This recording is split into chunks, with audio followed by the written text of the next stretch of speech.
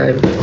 So, when we arrived here sa Singapore, nakita pala ako ng isang global team ng Pop Mart. So, nakita nila kami sa airport nung time na sinalubong niya kami, and parang sabi niya familiar yung face. So, nireport niya sa head nila. And yun nga, na-confirm nila na ako daw. Nalaman nila na SB19 is here in Singapore. So, nung nalaman ng head, in-invite kami nung kakilala namin sa Philippines from Pop Mart Philippines, si Michelle. Michelle, thank you so much for inviting us.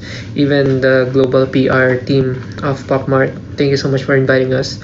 So, in-invite nila kami pumunta kanina sa Manila Bay Sand for the Pop Toy Con show. So, isa siyang malaking convention na puro toys, different toys. But, syempre, andun yung favorite nating Pop Mart. So, nandun kami. Pumunta kami ni Justin and ibang onesie staff. Tapos, chinek namin yung lugar, yung convention, mga booth, and yun. Namili